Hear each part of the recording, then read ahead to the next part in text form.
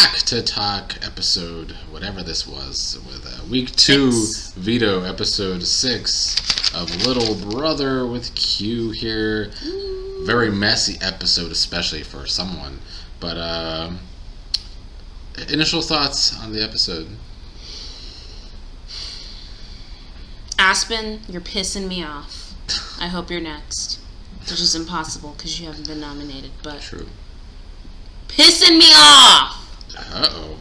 You just be dragging poor Aspen every Aspen, time. the same way you came after Dot, I'm coming after you. Because you're playing dumb. To be fair, Dot went after her this season, too. No. I mean, when she was podcasting and she ate Dot up for playing dumb. She did. You're going to be on the receiving end because it's not cute right now. It's just not a good game. Well, before we get to Aspen and all of her missteps and her doing a whole lot, playing way too fast, let's start with the powers. Monet has her second power. She tells Leanna, and then her and Days also have a discussion about the power. But Monet only tells Days she has one power. I mean, I called it with the Leanna thing. She didn't have to reveal that. Keep your secret powers a secret. She could have used it on Leanna's behalf, right? Yeah. So then why tell her? That's true. I guess, though, I agree with that. I always complain when people have these powers and tell somebody. But I guess if you're going to tell somebody, it has to be your number one. I guess it just depends on how trustworthy do you think Leanna is with Monet. I think Leanna has proven herself to be a wild card, but I also don't know that Monet just doesn't have a good feel for people in this game, period. So let's just go there. But I also think my biggest issue with Monet telling Leanna about her powers was that she said both. She was like, I've got a couple of things in rotation. And it's just like, she could have been like, sis, you'll be all right. I think, Monet, you brought up that she kind of has a bad rate for some of the people in this game. What do you mean by that? Is the fact that she likes too many people? Yes. Personally? She's always like, after every single chat, she's like, I really trust them, and I really want to work with them, and I really like their vibe. Girl, recharge them crystals, dust off that tarot card, because you're fucking wrong, okay? Your impression about people be off. Yeah. You can't trust everybody in this game. That is a problem. You can't trust anyone in this game, let alone everybody. Truly. Ugh. Okay, well, let's just get right into it. Aspen, she has this talk with Meg and Dee Dee first, and Meg brings up the fact that she said 2 different names, and Meg realizes this, and she brings it up to Aspen, and Aspen tells a decent lie that she doesn't want to, she brings up the fact that Nick was in the room, and that's why she said the whole Dot thing. Okay. I thought you meant the decent lie was her taking 5 seconds just ultimately lie and say that she voted for Alex. That is one thing with Aspen's lying, is that she takes a little long to... She's like, She's like, who'd I vote for? She re-asked the question to kill time. I voted for Alex. Yeah. And then, Meg thinks, well, if Aspen voted for Alex, then it must have been Monet that didn't vote right. And Aspen thinks she got away with this, but Dee Dee, however, sees through this. My girl. Dee Dee, I don't even have to eat Aspen's ass because Dee Dee did such a fucking good job at it. Dee Dee tore her ass up. She called her Al Sharpton, Uncle Ruckus, as you should. That's right, Dee Dee. That's right. Dee Dee said all of the things that I don't have time to say.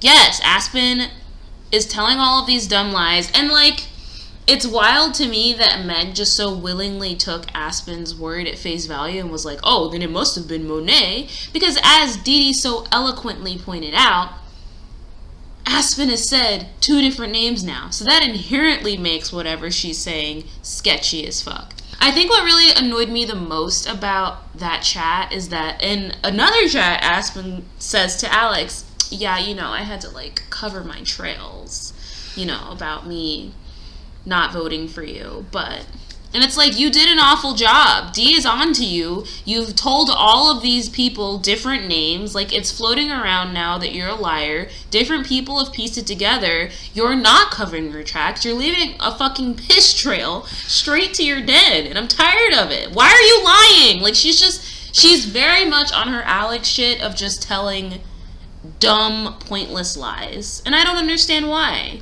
I feel like it's because she doesn't realize this is Big Brother. She's trying to play Survivor, where it's a little easier to lie about your vote. But in Big Brother, there's only 2 nominees. Mm-hmm. And so it's kind of easy to figure out who voted for her, for who, if everybody's saying who they voted for. Right. Aspen thinks Monet, like it fell on Monet. Aspen's convinced that's why she thinks she covered her tracks very well. She's convinced, because Meg sees that. Mm-hmm. But also something Aspen got right is she said this in front of Meg, mm-hmm. and she wanted to keep all this information from Dee Dee. So she had the right call on that, because Dee Dee's on to Aspen's ass. So Dee Dee's, you gave her some shit a couple podcasts ago for not knowing what's going on. But I feel like even in your game of survival, yes, she was lost about Survivor and how it worked. But, when Carrie with a K was stirring the pot, Dee Dee was always onto people's motives and their lies. 100%. I would say that very much unlike Monet, Dee Dee has a good read on people, and even if she doesn't fully quite understand the inner workings of the game, she has a very good bullshit meter. And I will also say that in a previous podcast, I said that Dee Dee is adaptable and she's a fast learner. For so sure. even if she doesn't fully understand when it would be beneficial to, when the power veto or when she should volunteer herself to not be HOH. She's a fast learner, and like you said, because she has such a good read on people, she's ultimately going to always make it pretty far in the game. But I also think that that's why, she is a threat. And right now, Dee Dee is playing the Dee Dee game far better than Aspen. Oh, yeah. Aspen, you need to take some pointers from D, because you're fucking up. Well, I think Aspen clearly came into this trying to play a different game. She tried to play Dot's game from a couple years ago. A mixture of Dot and Alex's game. Messy and lying. Yeah. And making 19 million alliances. Yeah, a lot of alliances. One of which, you brought it up, but, Leanna brings up the Black Alliance with as her, Aspen, Deleon, and Dee Dee. Dee Dee called it bullshit. Also, Nick's half black, so if you're gonna have a Black Alliance, shit. She's biracial, girl. Yes, I'm glad Dee Dee called Aspen on her shit about being an Uncle Ruckus.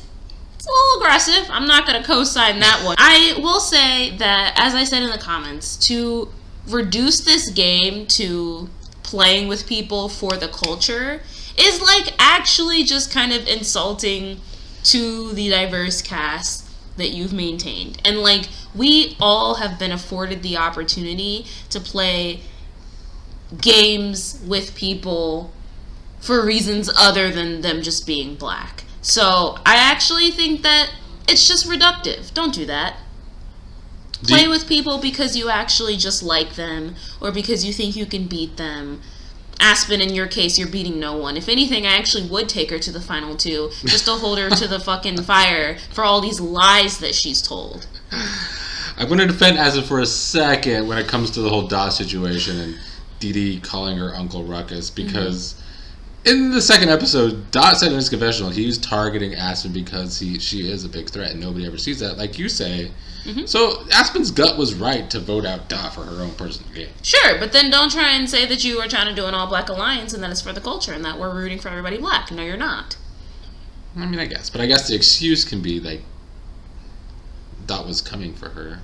And Dot wasn't on board with it. But she didn't actually know that Dot was coming for her. Yes, her gut was right that Dot didn't solidify anything with her, but she didn't know. Listen, Linda. Enough of the Black Alliance. Enough. You can't say everybody black and then vote for the first round. Vote the black person out. No. Enough. Touche. Any thoughts on this situation? Any final thoughts on this situation overall? Aspen's messiness, the whole Black Alliance, Dee Dee's game. I do like Dee Dee saying that she wants to play oblivious to this whole situation. Yes! Dee Dee is leaning into everyone's persona of her, which is, lost and confused and likable. And right now, none of those character traits are targets, specifically her likability, because everyone's just trying to play aggressively bad games. So Dee Dee, keep up the good work. Meg, keep up the good work. Dazed, if you don't spiral, keep up the fucking good work. Like, these people that are playing, Deleon, these people that are playing under the radar right now are doing the best job, because you have people like Aspen just lying for no reason. You have Fanguy making all of these offensive attacks. Just ride the middle.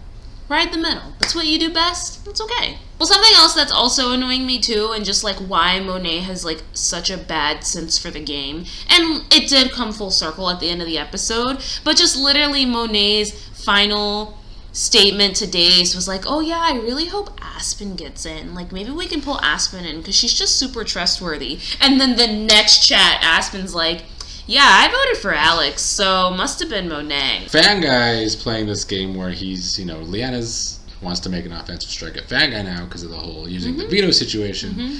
So Fanguy's hoping he could keep Nick in this game. It's not looking great right now, numbers-wise, but is this the right move by Fanguy? Should he be aggressive about this, or should he just let whatever happens, happens? No, Fanguy's gonna have to try and get Leanna out, because he didn't keep her nominations. In addition to the fact that he didn't just keep her nominations, they, like, also got into it and pretty much made themselves open enemies. So, yes. I think Fanguy made the best choice for his current game, but I still stand by the fact that Fanguy's playing a little too offensively, and I don't think that he needed to change the nominations at all. Yeah, I get what you're saying about that at this point, because I do feel like... Although, sorry to interrupt, ultimately the way that it worked out, he did get rid of what would have been one of his biggest opponents. So it did work out in the short term. It worked out huge, actually, getting out Dot. Yes, but at what cost? I don't know at what cost it is to make an enemy of Leanna. Well, I think at the point I agree with you at is that he's still kind of wanting to play aggressively after that fact, where I feel like he could maybe lay low like some of these other players. Yes. It's time to really just go into the background, be a Deleon. I forget you're even playing half the time. Which is ridiculous, because it's Deleon. And that's okay. I mean, I think Deleon, though, and maybe... Did he do his confessionals? All of his confessionals? Okay. Well, then that's not good. Then that means that we're not even really getting that much insight into, like, Deleon's, like, inner world in this game, where we are with Dee Dee. So right now, Deleon, I think, is playing it a little too laid back, and his resume is not going to be as strong as, say, like Dee Dee's or Meg's or Dazed. So... Well, speaking of Dazed, Leanna is on the offensive with Fanguy, trying to, I guess, maybe get under Dazed's skin, kind of get under his paranoia, telling him Fanguy is coming after him. Thought that was well played. I'm like, all right, Leanna. So something that I actually do want to give Leanna credit for, that I feel like she flushed out a lot more in this episode that maybe wasn't clear to viewers in previous episodes, was that she actually nominated Dot because based on the questions that she'd asked in her initial HOH round, no one actually was saying Dot's name. And I missed that. So I do think on that premise, like, Dot was a pretty reasonable nomination for her game. I agree. She outlined it better there, because I think maybe only Fanguy probably said Dot's name in the first round. And then Dot said Fanguy's name, so... Yeah. But I will say, like, Leanna kind of gets this reputation of playing haphazardly and being unpredictable, and I do agree, but it was nice to see her inner workings and, like, her rationale for why she's doing what she's doing, which is so important for the viewers, and also ultimately important for explaining yourself to a jury at the end of the game of, like, why did you make this aggressively random move? I think Leanna, we talked about this in the last episode though with Leanna. I think the reason she is coming across as messy in the first round is because she kept this information from everybody when she was HOH, and now she's trying to say it after the fact. Yes, and then Dazed, which I respect this. Dazed even questioned, is she just trying to, like, make me spiral? So even now that she is sharing information that probably is truthful. I don't think she has a reason to lie, and I think she prides herself as being a very truthful player. Even though she's sharing information that actually is truthful, the timing of it makes it seem like you're just trying to cause fractures in the game, which I can appreciate. We love a messy player. Yeah. She said, "Stay tuned. More messiness to come." So. How do you think Days is handling that situation? Because in his talk with Fanguy, when Fanguy is bringing up the possibility of keeping Nick, Days is very sketched out. Yeah, about Fanguy. You know what? You guys are gonna see the growth. I don't want to see Days spiral. Oh wow, this is huge. I like this new and improved Dazed. He's done the work. He's gone to therapy. He's contacted BetterHelp, and I love that for him. And I don't want to see him triggered, and I don't want to see him spiral out. Yeah, that's surprising to me, honestly. Yeah. And also, I said it. I think Dazed, Meg, and Dee Dee are doing a great job. Yeah. Well, let's circle back to Aspen, as well as Alex. They have a conversation. They're having this growing connection together, but who's to say what connection this actually means to Aspen, because she has so many. Whereas Alex is finding himself in like some trios. He's working with Dazed and Aspen and Nav and Mike. And they also talk about, it's Big Brother, we need to have a big alliance. But I'm so intrigued by Aspen's desire to work with Alex. Does Aspen want to be the Wonder Kid?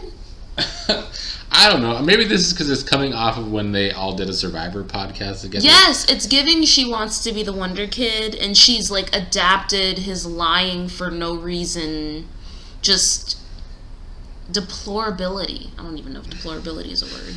Dare I say? I don't know if that's a word. Strategical?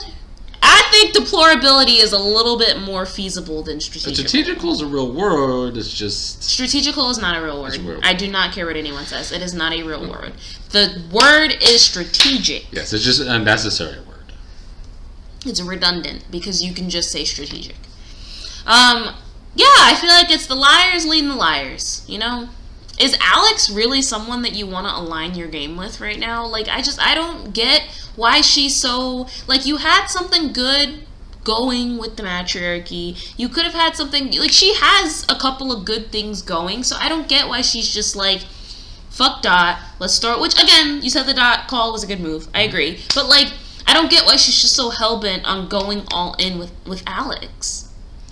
I mean, something's working there. Do you think it's Alex? Do you think Alex is doing a good job of saying, I am at the bottom, nobody wants to work with me? Which isn't actually a lie. It's... Yes. No, I actually literally wrote that down. I'm like, Alex's whole pitch was, I'm just going to keep getting put up on the block. Put his ass up on the block then. He needs to let him be true to his word. Keep putting him up there. Might discuss that possibility as HOH, but... Yes.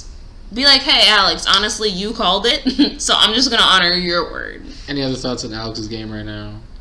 I think that Alex is doing a good job at working the position that he's in.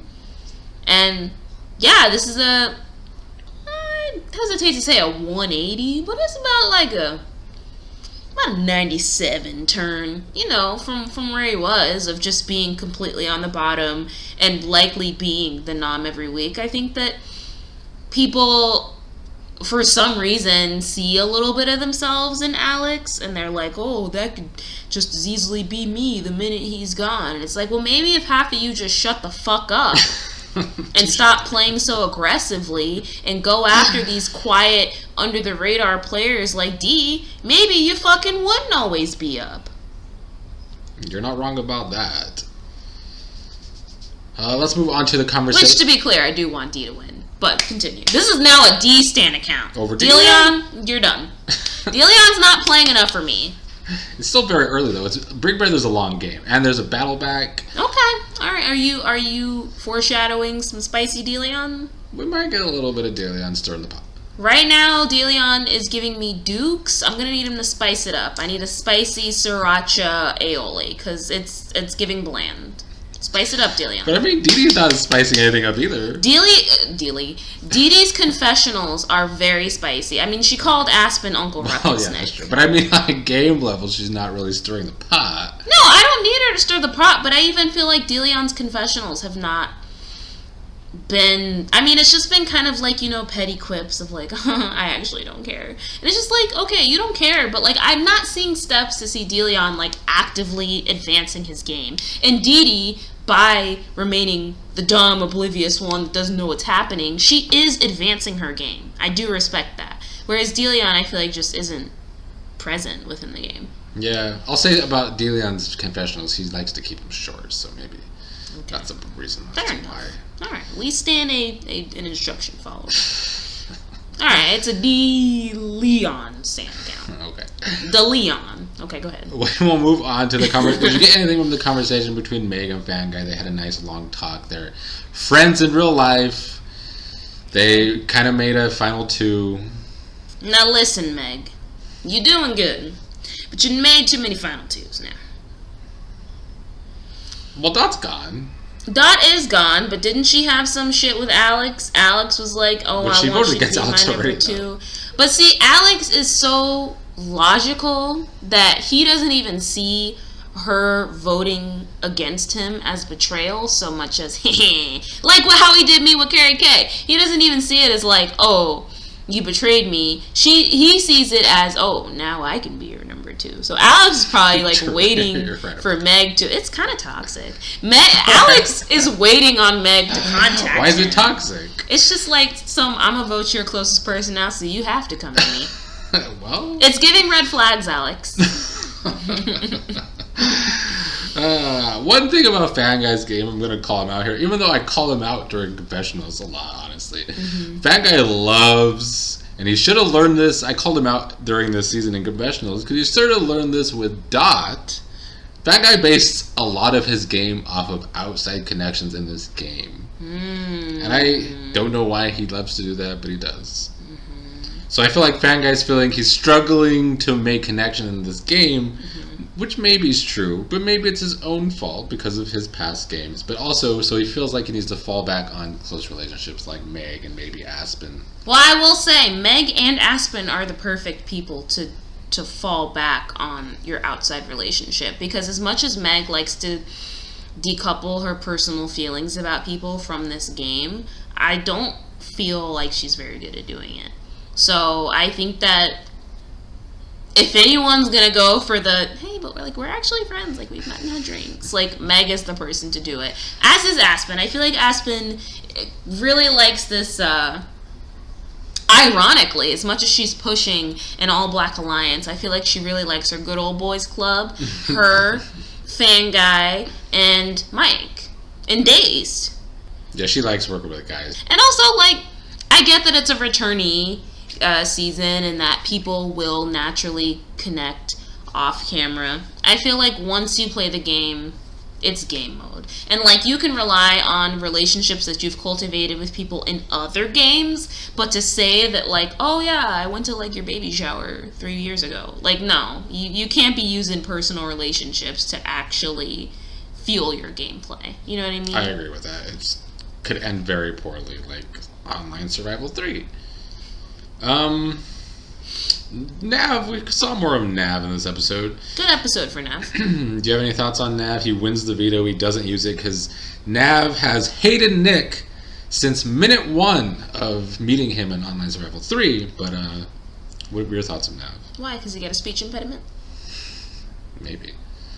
I mean, it was actually hypocrisy from Nav because he felt like Nick didn't feel like Nick wasn't really involved in the discussion with him because Nick was quiet. It was a one-on-one with Nav. But, you know, Nav's also working a lot during this game, so he has to be not paying attention either. So it's a little bit of a hypocrite. Right. I think I vaguely remember that the awkwardness of their interactions because I watched that season, right? Well, or some of it. Some of it, because Dot got second place yet again, I tell you. I see. I think Nav played this episode very well. I think he did a good job of advancing his own interests, which is probably getting Nick out. It seems like Nick doesn't have the numbers to stay, but who knows with this fucking cast. And also somehow building up his resume, but I also feel like Nav didn't leave this round as a major threat, which I respect. Nav did a good job. He finessed this episode very well. And I think that leaving the noms as is was great. Doesn't make any waves. Clearly, he's not going to put Nick up. No incentive to save Leanna, which is what she wanted in the first place. I don't know why, because she can't trust that damn shady-ass matriarchy, so I don't know where she gonna get the numbers to be safe, but you know. Still, well, she got Monet. You know, Monet's 2 advantages. True. But, yeah, Nav played this round very well. Good shit. I enjoyed watching it. Honestly, Nav has a killer social game. I would put Nav on par with... Me? Do you have a killer social game? I thought you hated your social game in Survival 2.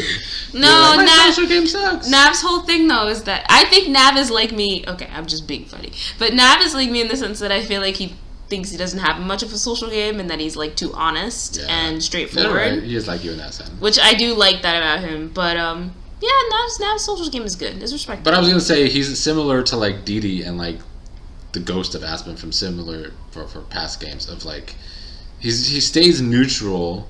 Okay. And gets away with it. That's true. Other than with Nick, for whatever reason. Yeah, no one's really forcing Nav or D to, like, pick a side, pick an alliance. That's true.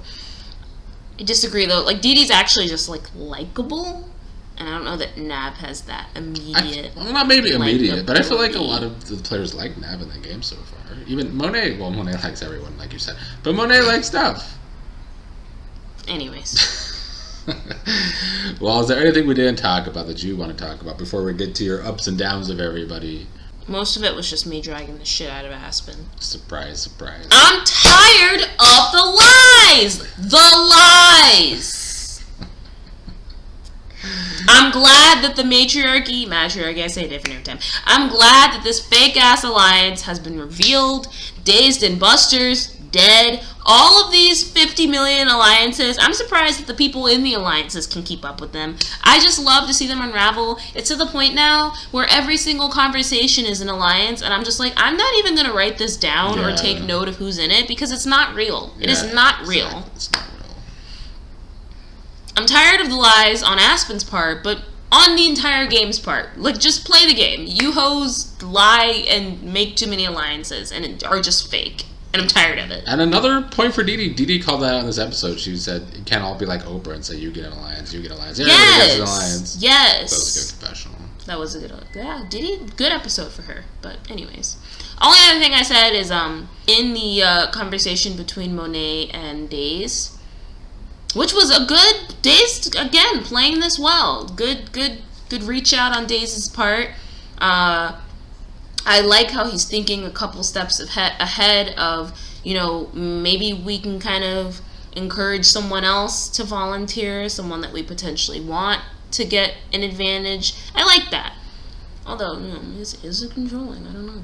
A little bit. But I mean, I feel like Daze is, he's still masterminding or trying to, but he's managing to do it without, like, being, like, messy or, like, being, like, aggressive about it, I guess. Mm-hmm. Yeah. But something about that conversation that I would have just tweaked a little bit. I don't like when these hoes just bust it open. You know, have a little bit of mystery. And, you know, Dazed was like, oh, so Monet, did you have a meeting with producer Nick? And she was like, I did. And he was like, oh, did you get you some stealth? Just say yes. Yes, I did. Like, actually, no. It was a safety that I have to play for X, Y, and Z by X date. Like, you don't have to give all of the details. Just say, I sure did, Daze. Yeah. You know, keep a little bit of mystery to your game. Yeah, maybe.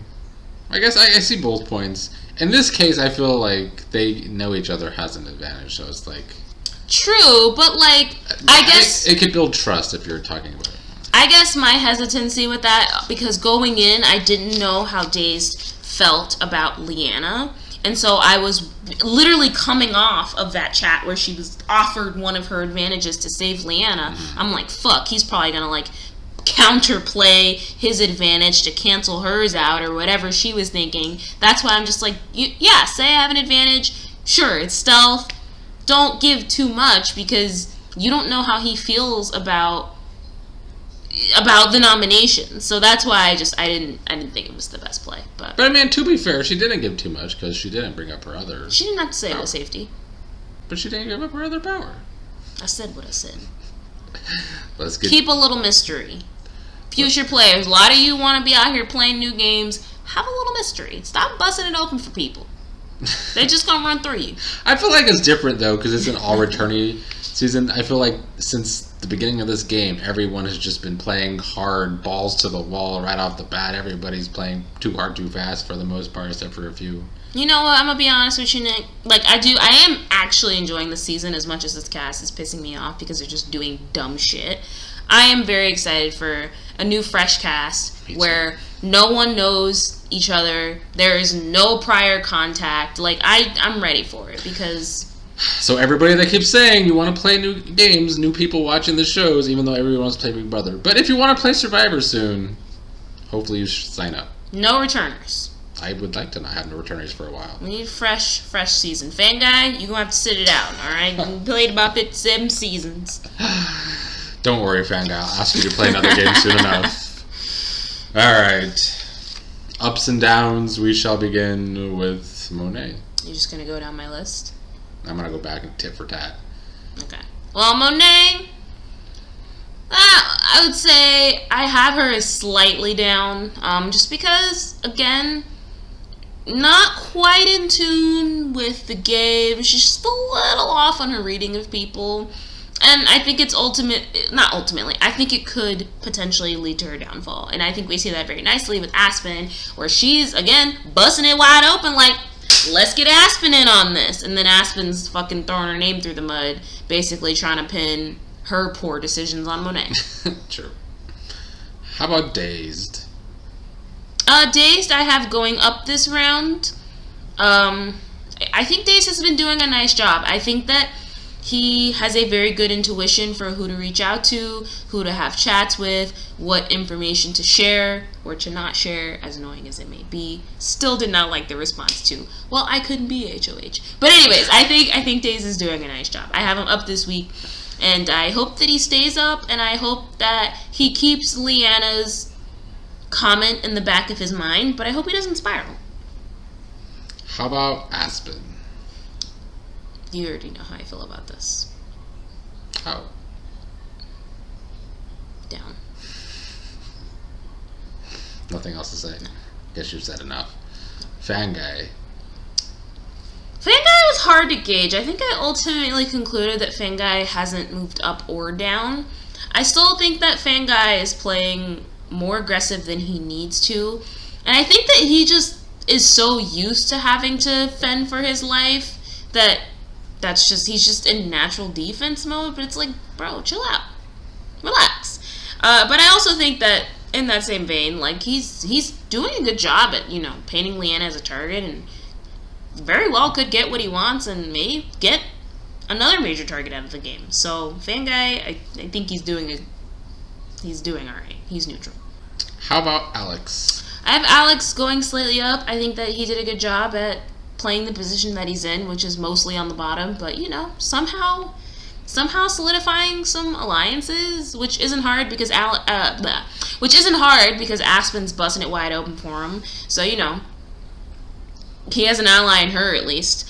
But yeah, I see Alex as he started at the bottom and he's like slowly trying to climb his way out of it and trying to make connections because he didn't have any in the first week because of his reputation. So he's definitely doing good. And people like Fanguy and Aspen are making it easy for him because they're like, I could be Alex. If it's not Alex, it's me. And it's like, actually, that's not true. But okay. It's almost like a self-fulfilling prophecy where it's like, you want to be at the bottom, so knock yourselves out. How about Leanna, one of the nominees? I couldn't gauge this episode. I guess I would say neutral, but she's obviously down because Nav kept the nominations the same, but seems like most people like Leanna and want her to stay in the game, so neutral, I guess. How about the other nominee, Nick? He's down bad. You think the odds are stacked against him to stay this week? Mm-hmm. What do you think he has to do to, what numbers do you think he can actually get, and how can he get them? Because he says, I think I have Fanguy, and maybe I could get Meg, but... Yeah. And Meg, who can Meg get? Dazed and Busters has been dissolved. Has it? On Dace's part. And on Fanguy. On Dace's part and on Mike's part. Mike literally was like, if I'm actively rooting for one of my allies to lose the veto competition, they're not an ally. So I think in Meg's mind, Dazed and Busters is probably still alive and well, but no. So I think that right now all Nick has is Fanguy and Meg, and I don't think Meg can rally the numbers because the matriarchy is not gonna turn on Leanna. Maybe Aspen. This hoe's a wild card. I don't fucking care what she does right now. She's just playing messy, and it's exhausting to watch. How about Meg? Meg's neutral. She's doing a good job, but also, like, 1 minute she's all in on the matriarchy. You know, she's like, I'm really ready to go all in. Like, this is my alliance. And now she's like, well, actually, fuck Leanna. You know, so which they're both saying that about each other. That is true. That is true. But I think that Meg, like a lot of these players, can't help herself making too many alliances. Like, she made a final 2 with Fanguy in this episode, basically. She's still got the final 2 with Alex. She's got Dazed and Busters, which she's not doing anything different than what, like, 90% of the cast. Exactly. But I don't think that Meg did anything. Okay, I'll put it like this. I don't think Meg did anything this episode to necessarily advance her game.